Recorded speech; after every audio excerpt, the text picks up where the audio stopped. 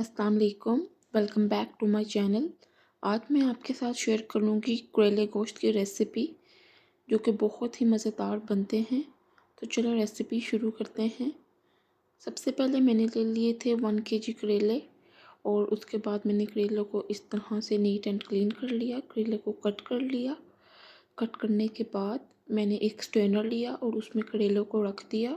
यहाँ पर स्ट्रेनर का यूज़ हमने इसलिए किया है कि करेलों की कड़वाहट दूर करने के लिए हमने यहाँ पर 2 टेबलस्पून नमक का यूज़ किया है। उसके बाद आपने इसको अच्छे तरीके से हिलाकर करेलों को साइड पर रख देना है। उसके बाद हमने यहाँ पर एक मीडियम साइज़ का प्याज लिया है और 2 मीडियम साइज़ के टमाटर लिए हैं और 1 केजी गोश्त लिया है। गोश्त को हम प्रेशर में अच्छे तरीके से गला लेंगे, लाइक इतना कि ये 95% तक गल जाए।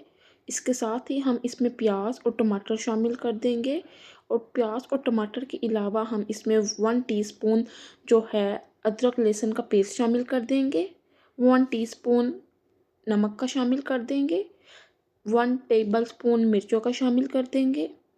उसके अलावा 1 टीस्पून के बराबर हम इसमें हल्दी शामिल कर देंगे।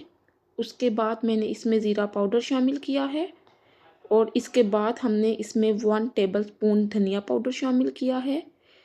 इसके साथ ही हमने यहाँ पर 1 टेबलस्पून कश्मीरी मिर्च यूज़ की है। इसके साथ ही हमने 1 टीस्पून कुटी हुई लाल मिर्च डाल दी। उसके अलावा 4 से 5 लौंग डाल दिए। इसके साथ ही एक मोटी इलायची डाल दी।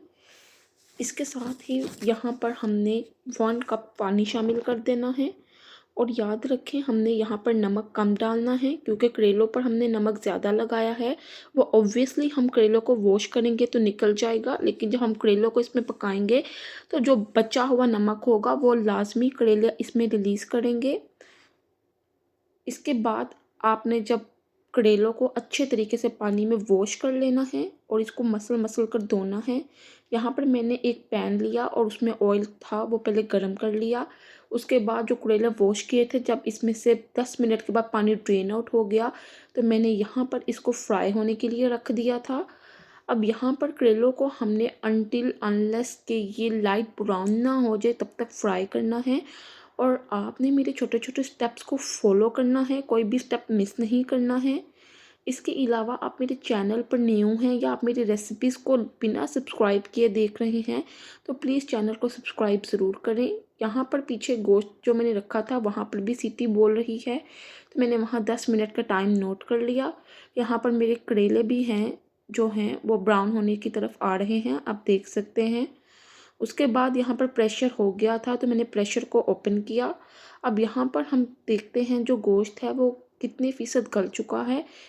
तो यहाँ पर मैंने प्रेशर को खोल कर देखा था, जो गोश्त था वो बहुत ही सख्त था। तो फिर मैंने इसको 5 मिनट का मज़ीद प्रेशर लगा लिया था। वो जब मैंने प्रेशर लगाया उसके बाद मैं आपको दिखाती हूँ। 5 मिनट का और प्रेशर लगाने के बाद जो गोश्त था वो मेरा 99% जो था वो गल चुका था। अब यहाँ पर जो है मेरा जो सालन था गोश्त का वो बिल्कुल रेडी है। आपने यहाँ पर ऑयल बिल्कुल भी शामिल नहीं करना, क्योंकि गोश्त में जो ऑयल है वो जिसमें हमने करेले फ्राई किए हैं वही ऑयल उसमें शामिल होगा। यहाँ पर करेले भी आप देख सकते हैं लाइट ब्राउन हो चुके हैं। अब हमने इन करेलों को इसके ऑयल समेत इस गोश्त में शामिल कर देना है, ठीक है। और हमने एटलीस्ट 10 मिनट जो है गोश्त की अच्छे से करेलों के साथ बुनाई करनी है कि करेले जो हैं वो अच्छे तरीके से इसमें मिक्स भी हो जाएं, और गोश्त अपनी तरफ से जो घी है बुनाई का वो भी छोड़ दे। इससे हमारे गोश्त में किसी तरह की कोई स्मेल नहीं रहेगी, और करेले जो हैं उनकी भी जो बची कुची कड़वाहट होगी वो भी ख़त्म हो जाएगी। अब यहाँ पर हमने इसको मीडियम फ्लेम पर कुक करने स्टार्ट कर दिया है। अब यहाँ पर मैंने इसकी अच्छे तरीके से हिलाकर बुनाई कर ली है।